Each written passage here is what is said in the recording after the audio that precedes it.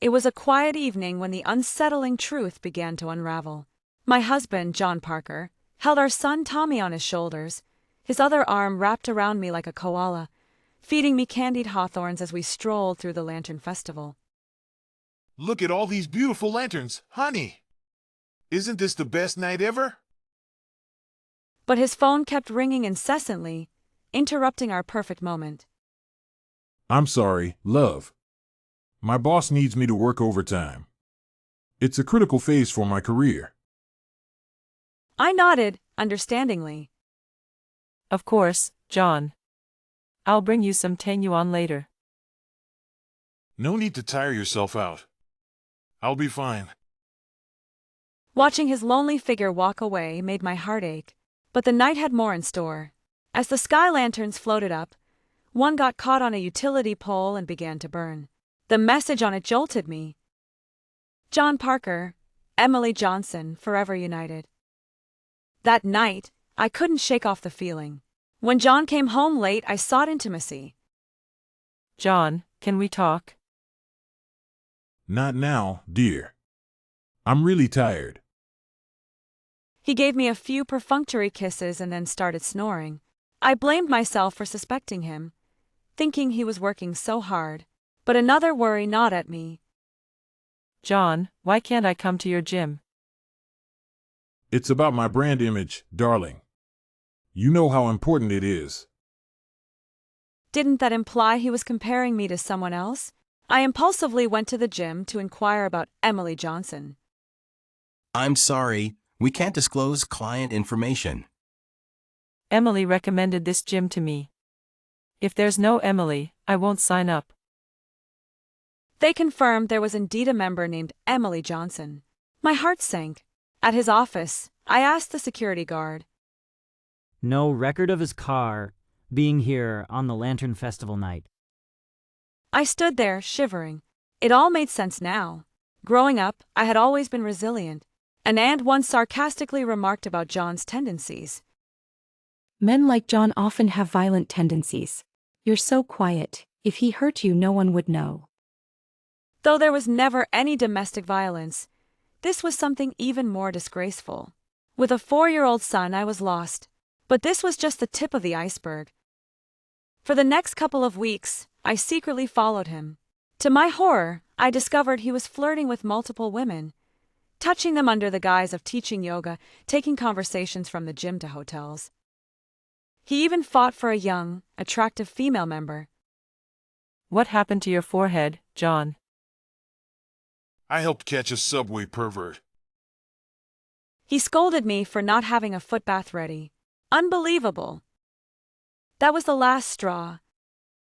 Most would have exposed him immediately, but I learned that when anger peaks, it can make you laugh. You're so brave, John. Tell me more about this thug. Watching him stammer and fabricate events, I felt a strange sense of irony. I wasn't going to endure this. Every concession was to ensure he paid dearly for betraying me and our family. I followed him, collecting evidence of his misdeeds, waiting for the... As usual, Mrs. Parker didn't greet me with a friendly face. Although her son's success had a lot to do with my father's help, ever since they became wealthy, she always acted as if I wasn't good enough for her son. In the past, this would have made me uncomfortable, but now it just makes me want to laugh. It's like watching a mouse accuse a cat of being a thief, utterly ridiculous. At the dinner table, Mrs. Parker awkwardly placed a few pieces of food on my plate. I didn't feel flattered. Instead, I sensed her ulterior motives. Once my husband left for work, she immediately asked me for a large sum of money. A friend of mine is planning to emigrate and needs to deposit a substantial amount of cash in a foreign bank account as per immigration policies. They need to quickly liquidate a property worth over 5 million yuan, a golden opportunity, don't you think? Since I resigned, I haven't had much income.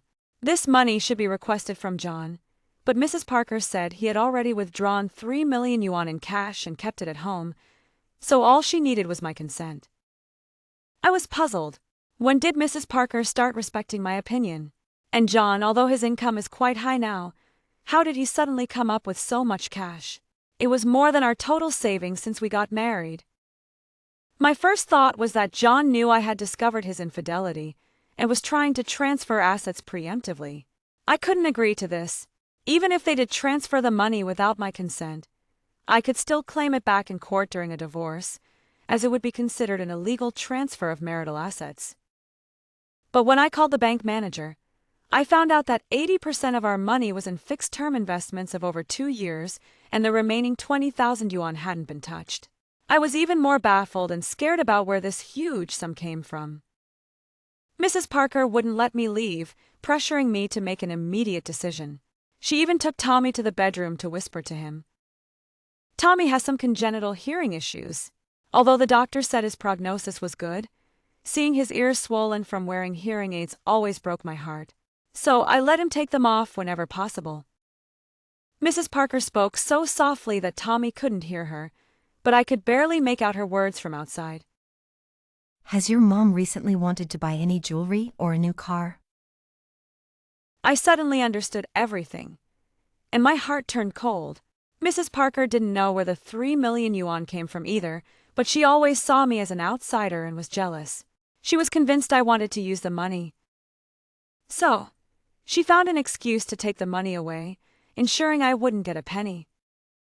Moreover, my strained relationship with my in-laws was largely because John didn't want to give them money. He wanted to maintain the image of a dutiful son, so he pushed me to be the bad guy. He always said it was me who wouldn't let him give them money, making my in-laws see me as an enemy. He claimed it was all for Tommy's sake, to save money for his education. But he didn't want to refuse his parents directly, so he made me play the villain. I used to trust him completely, and foolishly went along with it. But this time, I walked in with a smile and told Mrs. Parker I agreed, because I had remembered where the money came from. You said it, in front of the child, no empty promises. I was hesitant because if this money was really spent, it would cause a huge problem. Their friend trusts them, so the house has to be registered in their name first and could be transferred to us later. This way, it wouldn't be related to you at all. Even if you and John divorced, you wouldn't get a penny. In that instant, all my hesitation vanished. I smiled and said, "Yes, I said it. It's all John's money," and he agreed. As a daughter-in-law, how could I hinder his filial piety? By the way, Mom, did you ask John for his opinion? Of course, I asked John. He's my son, I don't need to worry about it. I said nothing more, took my son, and went home, smiling all the way. My husband was unfaithful, and my in-laws were plotting to leave me with nothing. But I felt a strange calm inside. There was a tree at the entrance of my in-laws' apartment building that John had transplanted to secure a parking spot. Over the years, he rarely parked there, but the tree grew uncontrollably, piercing through the canopy above. It was only a matter of time before the community committee fined them, just like John's insatiable greed. Looking at it, a phrase floated through my mind. Watching him build his mansion, watching it crumble. Beneath the rubble of this collapse, my heart seemed to be tainted as well. Since that day, I tried my best to keep my husband from visiting his parents' house. I don't want to go there either. They lack education. They're not on the same level as me. But in my eyes, he was the lowest of the low. Our son was already 4 years old, and he was still out there indulging in unsavory activities. Nevertheless, he truly loved our child. No matter how busy he was, he always attended parent-teacher meetings. Weekends were sacred for spending time with our son. He wouldn't spend $500 on a lipstick for me on Valentine's Day, but he would splurge thousands on high-end toy cars for our son. Others might start bad-mouthing the father to the child, trying to alienate them to gain custody later. But I didn't. On one hand, I didn't want our adult issues to ruin our son's childhood. On the other hand, I was determined never to hand over my baby to this despicable person. No matter how close he got to our son, it wouldn't matter because I would stop at nothing. In hindsight, I feel deeply sorry for Tommy. Fortunately, he has grown up and understands my actions back then, which is the greatest comfort of my life. During this period, John Parker and I had almost no marital life. It wasn't that I was unwilling. On the contrary, even though looking at him reminded me of those mistresses and made me physically nauseous, I still clung to him. I enjoyed seeing him cooperate with me out of guilt. Every time he got aroused, I would use the excuse of telling our son a bedtime story and move to the small room to sleep, leaving him staring at the ceiling. After repeating this for over a month, his frequency of staying out late decreased significantly. He started looking at me with the same eager eyes he had during our early days of romance. But now, in my eyes, he was worse than a dog, and I would never let him touch me again. At the same time, I began considering the division of assets after divorce. Besides over $10,000 in cash savings and more than $80,000 in fixed-term investments, we had 2 houses. The one we currently lived in was under both our names, with no extra disputes. But the first house was a big problem. My father had emptied his life savings to buy us that house as a wedding gift. At the time, I loved John Parker deeply, and my father trusted him. Outsiders said he was a live-in son-in-law, which was basically true but sounded terrible and made him depressed every day. Eventually, my father decided to put John Parker's name on the property deed, hoping and believing we would be happy forever. Back then, I hadn't quit my job as a marketing manager at a multinational company, and my income was much higher than John Parker's. Perhaps this disparity triggered his male ego, and he insisted on starting his own business. The more he tried, the more he failed. He just didn't have the knack for it. Despite my best efforts to dissuade him, he accused me of not believing in him and undermining his confidence. Eventually, he partnered with his uncle Mike to venture into a renewable energy processing business. It was a scam, turning scrap wood into small pellets, with the franchise promising high buyback rates. I immediately saw through it. Profits were possible but much lower than advertised, and if the franchise stopped buying back, it would be a disaster. Moreover, the energy business was legally risky and prone to lawsuits. To persuade him to back out, I mobilized the entire family, but he exploited my love for him, persistently taking the property deed to mortgage and investing everything into building a factory on his uncle's land. As expected, the franchise gradually reduced buyback quantities, leaving large amounts of goods to rot in the warehouse, incurring storage costs. Then residents around the factory reported environmental pollution to the authorities. It turned out the franchise itself was an unlicensed operation. My husband, as the private owner, was fined over $20,000. Back then, $20,000 was equivalent to nearly $1 million today. If not paid on time, he would face imprisonment, ruining his life. It felt like the sky was falling. But my family had already emptied their savings to buy the wedding house, and his parents were struggling to support themselves through farming. I had no choice but to borrow money from my boss, who had always admired me. Although I eventually repaid the debt, several overdue payments strained our relationship, ruining my career. Looking back, if I hadn't been pregnant with Tommy that year, we might have divorced long ago. At least my mother had lost faith in John Parker by then. If that had happened, none of the current disgusting events would have occurred. In any case, over a year after the fine, an unexpected turn of events occurred. The factory had failed, but the land, which had been legally converted for construction during the factory's establishment, was later used for breeding meat dogs. When the area underwent redevelopment, the land, with the factory on it, was compensated with over $300,000. I suggested my husband ask his uncle for some compensation since they had been business partners, but my family bore all the losses. My uncle won't acknowledge it, and asking for money would offend him. But I knew the house his parents currently lived in was fully funded by his uncle back then.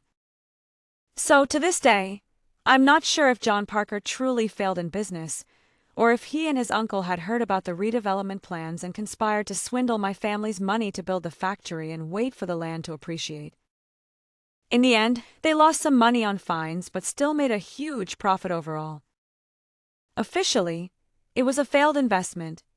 In reality, It turned my father's fully paid house into money in his uncle's pocket and a house for his parents, indirectly ruining my career. If that's the case, it's truly disgusting. Before discovering his infidelity, I hadn't considered such possibilities, but now I am The apartment we bought for our marriage is now worth over 2 million yuan. Adding the fines I helped John pay back then, I'll round it off and call it 2.5 million. It suits him perfectly. John doesn't have that much cash on hand, but over the years, he's used his position to allocate projects to relatives and start companies. He holds shares in 4 of his relatives' companies, and the dividends he receives each year exceed his primary income. Although the time frame has been short, he has accumulated over 800,000 yuan in fixed-term investments.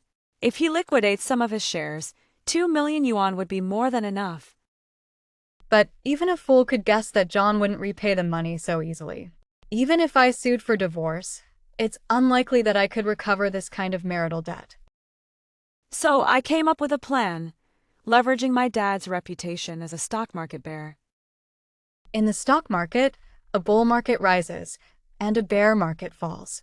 My dad, being inexperienced and playful, loses money every year trading futures, which earned him the nickname Stock Bear. But he knows his limits. The worst year, he only lost a bit over 2,000 yuan. My mom treated it like he lost money playing mahjong and didn't blame him since it was his only hobby. I wanted my dad to pretend he had a massive loss in futures trading, owing over 2 million yuan to a credit institution, and then have John fill the gap. Given my dad's reputation, John would likely believe it. Everything John has, including his current career, was built with the help of my dad's connections from his old job. Not to mention, his family owes us a lot. If he has any decency left, he would come up with the money. If he truly lacks any humanity, then there's nothing I can do. I would have to seek legal help in a divorce case, but I already foresee a low success rate. So I hope my dad can play his part well. When I calmly revealed John's infidelity, my mom cried her heart out, cursing him for his lack of conscience. How could he do this to us? After everything we've done for him. Anna, don't act impulsively. If we follow through with your plan, there's no turning back, and divorce will be inevitable. I was shocked. I never expected my dad to react this way. I thought he would be so angry that he would confront John, and I was ready to stop him. But here he was, advising me instead. Dad, I've thought it through. Divorce is certain, but we need to ensure fairness for us first. At the very least, we need to get our money back and secure custody of the child. My dad didn't say anything more, so I took it as his consent and started preparing the credit documents to deceive John. John, we need to visit my parents' house. Why now? I've been so busy. It's important, John. We can't delay it any longer. After laying everything out, John's reluctance grew. Dad, you know my career is on the rise. Although my income is good now, it's only been like this for a little over a year. Before that, I was making just 5,000 or 6,000 a month, and I couldn't save much. My mom glared at John with anger, making him feel both guilty and confused. Dad has helped us so much, even buying our apartment. Now that he's in trouble and needs some money, you're making it difficult? You were so generous when helping your relatives start companies, throwing money around. Can't you retrieve some of it to help in an emergency? My husband was stunned, probably never having seen me so assertive before. Those shares can't be sold now. They could be worth several times more in the future. Besides, you can't just think about your family. We're married and have our own family. 2 million yuan is no small amount. If we give it all to your dad, how will we live? You have to think about Tommy. If this gap isn't filled quickly, my dad will go to jail. My husband was stunned, unable to form a complete sentence. I'll find a way to handle this money myself. I won't burden you. John, you're busy with work. Go home and rest early. I was left staring at my dad, unable to react. Anna, you're being too extreme. Have you thought about the consequences? If you get the money this way and later divorce, John could hire a lawyer to investigate, and it would be considered fraud. Even if it doesn't reach criminal levels, the money would have to be returned, and your reputation would be ruined. You'd lose everything. I had considered all of this and had plans for the aftermath. I just couldn't understand why he was undermining me. Was it for the sake of a traitor who betrayed us? But later, I slowly understood. In my parents' generation, they believed in preserving marriages at all costs. My dad was trying to protect me, not wanting me to ruin my life in a moment of impulse. He feared that being divorced with a child would make my life very difficult. At that time, I couldn't understand anyone else. I felt betrayed by the whole world and stormed out in anger. In the car, I sat with a stern face. Even though I didn't say anything, my husband grew increasingly uneasy and finally asked, "You've been acting strange lately. Did I do something wrong?" If I don't tell you what you did wrong, you won't change, right? His face turned pale. After a long silence, he didn't dare say anything more and drove away. But from that day on, he seemed to have truly realized his mistakes. He went from coming home sporadically after 10 p.m. to returning promptly at 8 p.m. every day. He also stopped making secretive phone calls and sending messages. Our relationship didn't warm up, but the conflicts decreased, gradually turning into a glass of plain water. It was bland, tasteless, but somehow still drinkable. His change left me unsure of what to do. One thing was clear. No matter if he cut ties with those women, we could never go back to the way we were. But for the sake of our son and to ease my parents' worries, maybe I... Just as I was hesitating, John dropped a bombshell. He transferred 2 million yuan to my dad's account. I was astonished and immediately asked my mom if they had pressured him into it. We haven't contacted John again. He did it on his own. In that moment, I felt a mix of emotions. A prodigal son who returns is worth more than gold. I felt even more confused. From the moment I discovered John's infidelity, I knew I could never feel any affection for him again. But maybe this is the reality of life. Everyone has to compromise on something. Nothing is perfect. John and I have been together for 8 years, and our son is 4. Even though we can't go back to the way things were, he can provide a good material life for our son now. Most importantly, if we play our roles well, we can minimize the harm to our son and my parents. As long as he genuinely reforms and stops doing disgusting things, I could treat it like sharing a place with a stranger. When our son grows up and can handle it, we can formally divorce. With this in mind, I didn't rush to invest the 2 million in my follow-up plan but had my mom save it. Because once I proceeded with the follow-up plan, it would cut off John's retreat, plunging him into an abyss. I decided to observe John for a while. If things went well, I would formally negotiate with him. Everything is for the sake of our son. Later, his behavior indeed improved significantly. He started coming home earlier and, despite never doing housework before, began eagerly taking on household chores. He even insisted on doing the grocery shopping, often bringing home meals from the company cafeteria after work.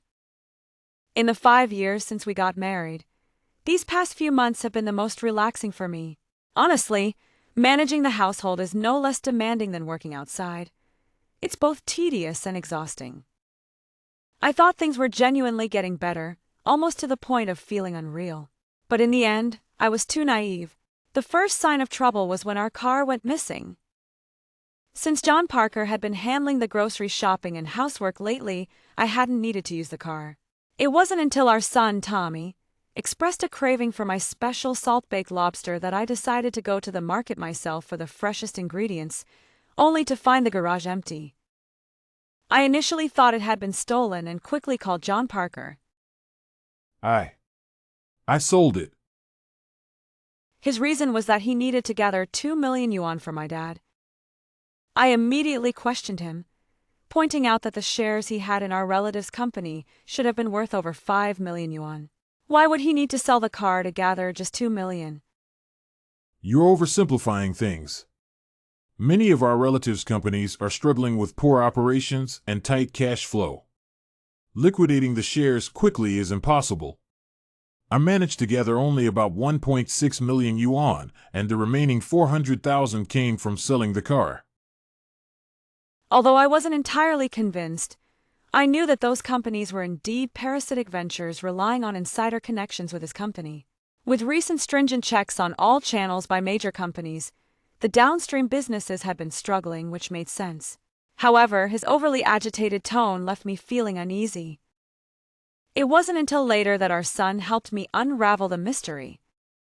One day, when I picked him up from kindergarten, he seemed unusually upset, with his little hands in his pockets, refusing to talk to me.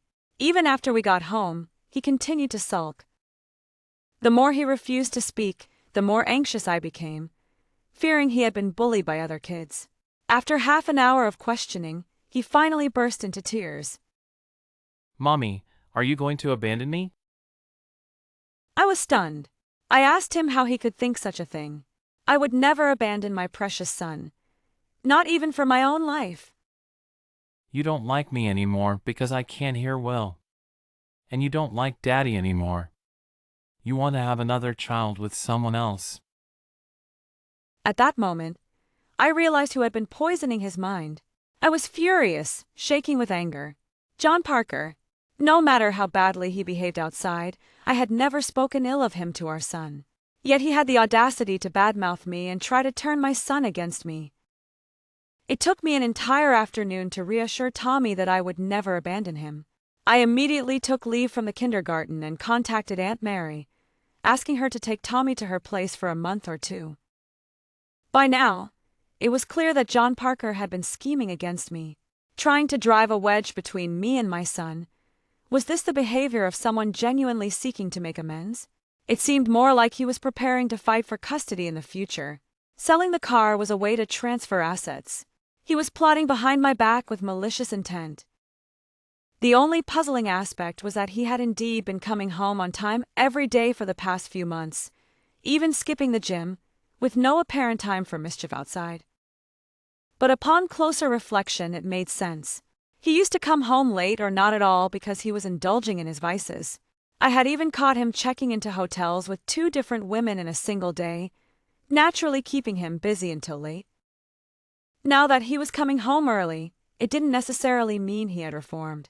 It could simply mean he had found a steady mistress, possibly someone at his workplace, allowing him to engage in his affairs during work hours, thus creating the illusion of having no time for outside mischief.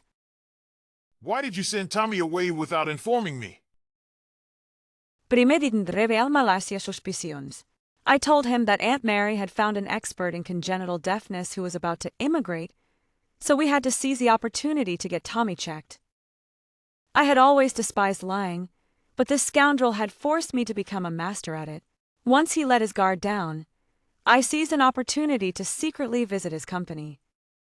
It wasn't hard to find out the truth. Although it hadn't reached the higher-ups, the gossip had already spread among his disgruntled subordinates. The answer I discovered left me in disbelief, suffocating with suppressed emotions. The woman involved was my close friend. Let's call her Jessica. When I was still working at a foreign company, Jessica had been an intern under my supervision. After my career fell apart, she struggled to continue there due to her lack of skills, but we remained close friends. Later, when John Parker established himself at this large company, I asked him to help Jessica get a clerical job there.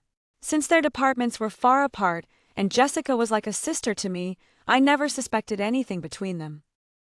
But after asking around, I learned that they had been involved for at least 5 months. Initially, it was just casual afternoon tea, not too obvious. But as John Parker began planning our separation, they grew bolder, sometimes even following Jessica into the... The child had already been sent away, so there was nothing left to fear. I waited in the company lobby for 4 hours. When Jessica and John Parker finally emerged from the elevator, flirting and laughing, I felt a surge of anger. Jessica's seemingly innocent but deceitful face brought back a flood of memories. It was the 2nd month after discovering John Parker's betrayal. I was so distressed that I asked Jessica out to vent, but in the end, I couldn't bring myself to say anything. During that time, something strange happened. When I returned from the bathroom, Tommy was crying. Tommy, what's wrong? The Andy pinched me. Jessica laughed, brushing it off. I was just playing with him. At that time, I had no grudge against Jessica, and she was my best friend. I didn't think she did it on purpose. I comforted Tommy and didn't take it seriously. Now, looking at this deceitful woman, all my guilt towards my child and anger towards the unfaithful couple surged up. Without thinking, I rushed forward and grabbed her hair. You deceitful homewrecker. I always took care of you, even got you a new job, and you repay me by stealing my husband? I couldn't bring myself to say anything too harsh, so I just hit her indiscriminately. Jessica was probably too guilty to react and ended up on the floor, holding her head and crying. John Parker stood there stunned. Stop making a scene! I slapped him so hard his face turned. It felt great, so satisfying. Today I was going to ruin him. John Parker, being tall and strong, could knock me out with one punch. His anxious eyes showed he was ready to get physical. But concerned about his image, he didn't do it himself. Instead, he called security to throw me out. Sir, she's your sister-in-law. She's not my wife, just a crazy woman. Get her out of here. The security guards hesitated, not wanting to get involved in this family matter, so John Parker grabbed my collar and dragged me out, pulling me to the ground. His face was red, and he was panting like a beast. Dozens of colleagues watched with strange looks, but he didn't care. Jessica hid behind the crowd, tears in her eyes but a smile on her lips. I was in a sorry state but not afraid. I grabbed benches and vases along the way and threw them at John Parker. At that moment, we were completely done. He was actually going to throw me into the busy street. Just then, someone even more unexpected appeared. The police. It's just a couple's quarrel. Do the police really need to get involved? To his surprise, the police took out an arrest warrant. We are from the East District Police Station. Are you John Parker? You've been reported for illegally embezzling a large amount of company funds. You need to come with us to assist in the investigation. John Parker was stunned on the spot, and Jessica was also dumbfounded. She was happy to see us fighting to the death but didn't want to see her lover arrested. Without him, she had no support. After a long while, John Parker glared at me with extreme resentment, thinking I had reported him. Then he was taken away by the police, looking dazed. At that moment, I knew everything would change. It wasn't me who reported him. Despite my disdain for him, I wouldn't dirty my hands, fearing my son might blame me in the future. The company leadership had been aware of his financial misdeeds for a long time. They recently gathered enough evidence and, fearing he might flee, secretly reported him to the police. The embezzled funds, $3 million, were stashed at his parents' house. The trouble began when John Parker and his relatives started the largest logistics company. Due to the closure of several routes, their performance plummeted, cutting off their cash flow. John and his relatives didn't have enough money to save the business.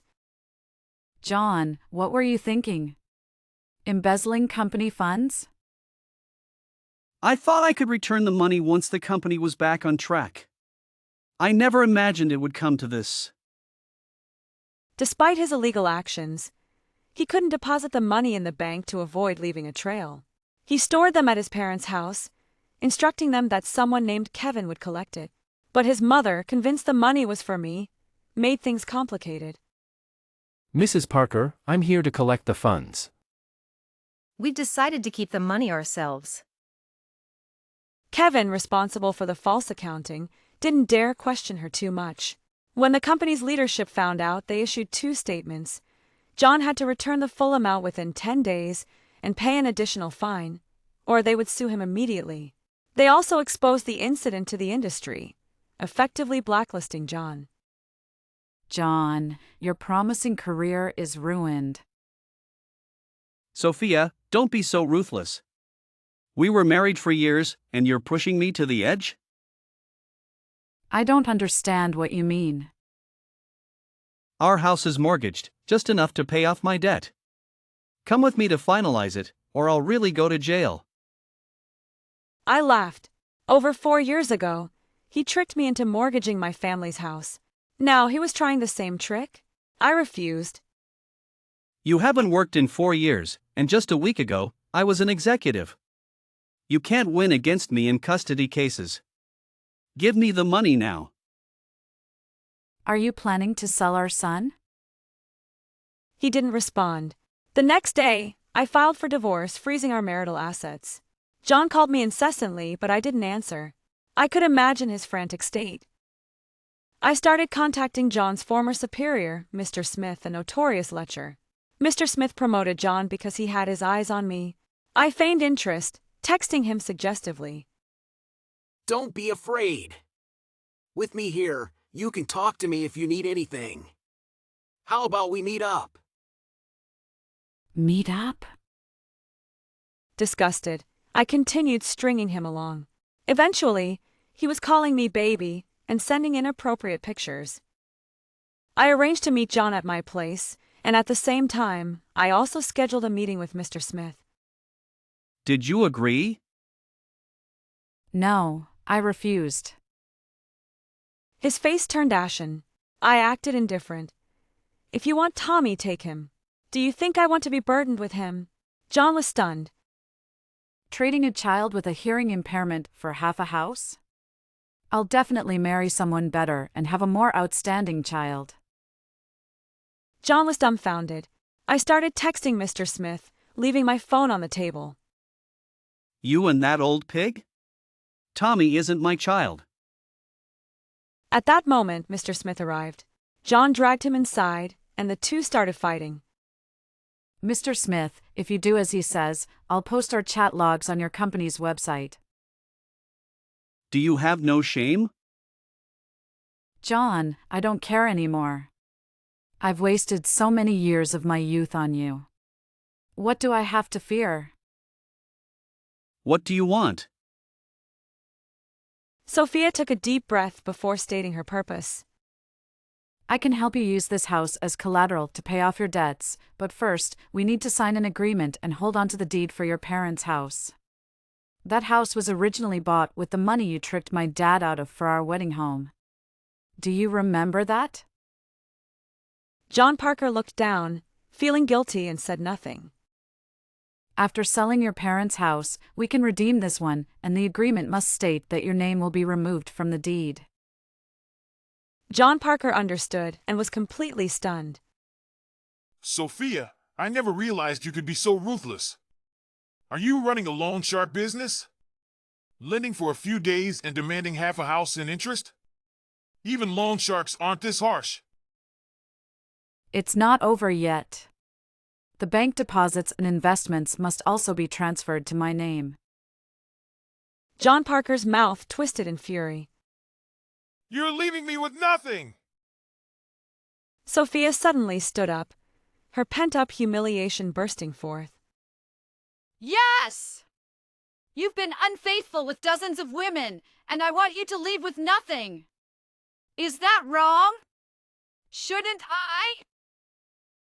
John Parker had no response.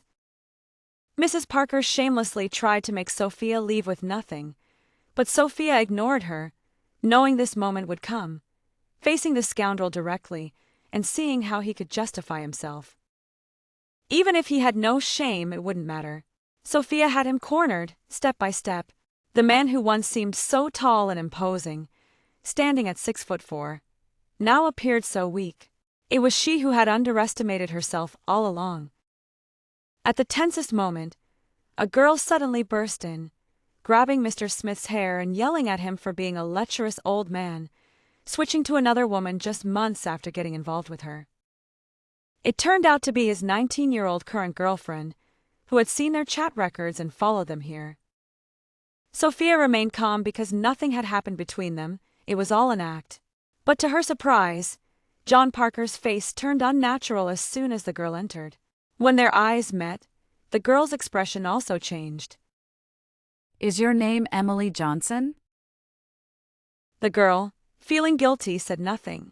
Mr. Smith, sensing something was wrong, asked Sophia what was going on while trying to calm Emily Johnson down.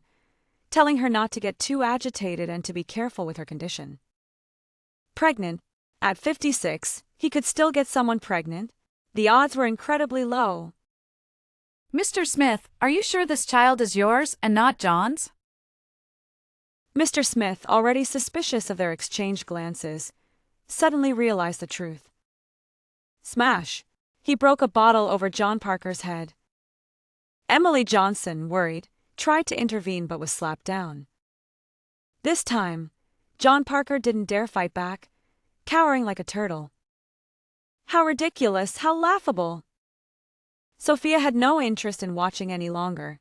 Leaving the farce behind, she took half a bottle of red wine and a pack of cigarettes that had fallen from Mr. Smith's pocket and went to the balcony to enjoy the night view. It was her first time smoking. Watching the glowing tip of a cigarette, she suddenly felt that her 8-year relationship with John Parker, from dating to marriage, was like the ash falling from the cigarette. Piece by piece, it fell away, as if the passion had burned, once scorching her fingertips, deeply inhaled into her lungs, but when blown into the wind, it left nothing behind, just a void. When I returned to the room, everything had settled. Emily Johnson had fled in tears.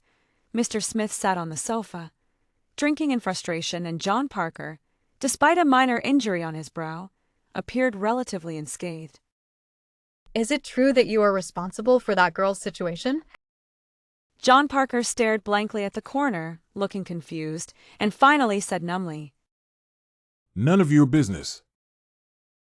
"Ha, right. None of my business. Although we were still married in name, he had an affair and now even had an illegitimate child. When I reached the community gate, Mr. Smith surprisingly offered me a ride. Are you not angry with me? Not at all, not at all. From now on, let's just stay out of each other's way. I was extremely surprised. I never expected such a big figure like Mr. Smith to be afraid of me. Do I really look that crazy now?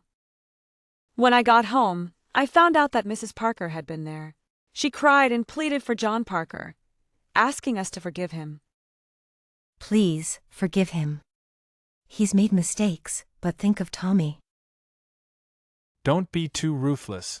Help him for old time's sake. Even Mrs. Johnson seemed moved by Mrs. Parker's crocodile tears. Maybe we should mortgage their house to cover John Parker's debts. It's for Tommy. But who thought about me?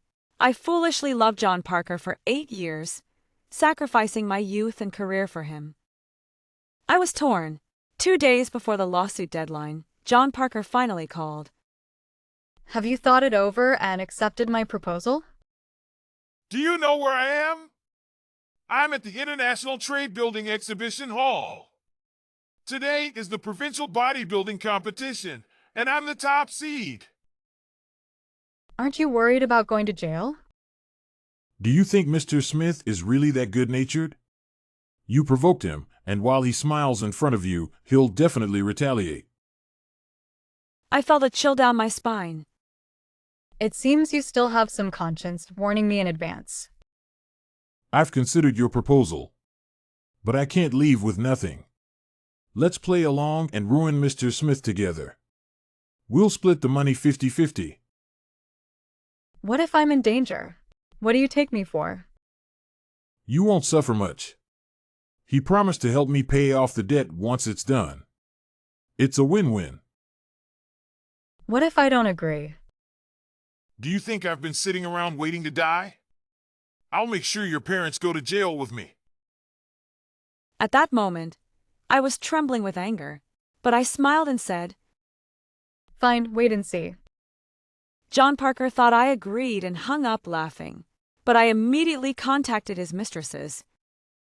When I arrived at the International Trade Building Exhibition Hall, the bodybuilding competition was awarding prizes. John Parker was on the podium looking triumphant. But sharp curses shattered his moment of peace. It was the mistresses. John Parker, didn't you say you weren't married? You lied to me. You scumbag, get down here. They swarmed him, scratching him into a sorry state. Sophia, are you crazy? I'm John Parker's wife. Don't be fooled by him. He's been using substances. The organizers immediately disqualified John Parker and took away his silver medal. John Parker stood on stage, feeling utterly defeated. You be asterisk asterisk asterisk asterisk. If you're heartless, don't blame me for being ruthless. I'll make sure your parents go to jail. Go ahead and try. No one can prove how that $2 million was given. Dream on about sending my parents to jail. I'll get the money back. It's my money, and I have the transfer records to prove it. Go ahead and try. See if you can get it back. John Parker was dumbfounded. It was a trust document. John Parker was speechless, trembling all over. Just as he was about to grab my neck, a voice called out, Daddy. I ran over to take my son from Aunt Mary's arms. Sorry, Anna. Your dad asked me to bring the child back. He said you and John Parker have lost your minds, and only the child can bring you back to your senses. I comforted my son. Mommy, please stop fighting with Daddy. I'll be good from now on, I promise. It's not your fault. Then why are you fighting? Why? After thinking for a long time, I walked over to John Parker. You wronged me, and I wronged our son. I don't want to fight anymore. I'll help mortgage the house to pay off the debt, and we'll never see each other again. Just sign the papers. The divorce papers. John Parker suddenly grabbed me. Tommy. Tommy should stay with you. You're willing to give up custody? You're more capable than me. Tommy can't live without you. Just sign the papers. I took a deep breath, held back my tears, and nodded gently. Then I left with my child. After Aunt Mary came back home, we gave her a warm welcome. She thoughtfully decided to take Tommy back to her hometown, mainly to prevent him from hearing any unsettling news. A few days later, the divorce case went to court. The main issue was the division of property. You were indifferent and abusive towards John Parker. You've destroyed this family. I demand that you leave with nothing. I was tired of the whole ordeal and agreed to an equal split. But Mrs. Parker turned the tables, making accusations. The situation dragged on messily for a long time. I'll leave with nothing. We'll agree outside of court not to tell our son about the divorce until he turns 12. If he asks, we'll say I'm working on a project out of town. We'll take turns attending parent-teacher meetings to avoid any gossip hurting him. Later, many things happened. First, Mr. Smith, who had been exploiting female interns, was reported and fired. Despite his wealth, he was later found deceased in a nightclub's private room. Did you hear about Mr. Smith? Well, it's a tragic end. John Parker got married to Emily Johnson. I'm not sure if the child is really his. I also got married later. I'm a firefighter, a year and a half older than you. When you had that car accident, I pulled you for the burning car seat. At that time, Mr. Johnson, a retired senior expert from the geological department, was in Africa. Mrs. Johnson was busy managing the small clothing factory I started. Mr. Brown brought me meals to the hospital every day and helped pick up Tommy from school. You should invite Mr. Brown to dinner. He seems like a good man. Encouraged by Mrs. Johnson, I mustered the courage to invite Mr. Brown to dinner. I need to be on standby at all times. But can I invite you to lunch tomorrow? There's a place nearby that makes great spicy fish heads. Do you like spicy food? I was stunned for a long time, then smiled and nodded. We were not young anymore, but Mr. Brown was willing to accommodate my insecurities after a failed marriage, never rushing me. We dated patiently, giving me time to get to know him. He waited for me for 3 whole years. After we got married, although I earned much more than Mr. Brown, he refused to spend my money. He was exceptionally considerate and attentive in daily life. Once, while rescuing someone from a fire, Mr. Brown's eyes were injured. My vision is like moderate myopia now. I can't do high-risk work anymore. I have to retire. He was downcast for a while but soon became even more motivated. Let's open a store selling fire safety materials and equipment. You handle the bookkeeping, I'll manage the business outside. Now we make nearly $1 million a year. Every time he returned from a delivery, he would playfully wrestle with Tommy, get a few playful punches from me, then sit down and share his day's experiences. Tommy, guess what happened today? And by the way, I brought your favorite snack. Most importantly, Mr. Brown was genuinely good to Tommy, even better than I was. Why hit him? Are you not respecting his little brother? When Tommy turned 13, two significant things happened. Tommy finally called Mr. Brown Dad, and I found out I was expecting. It's likely a baby girl. Everything gradually got better. As I write this record, recalling those toughest years, I feel an immense sense of relief and peace. Since we can't hold on to a handful of sand, why let it stick between our fingers and cause pain? It's better to let it go completely, forgive it,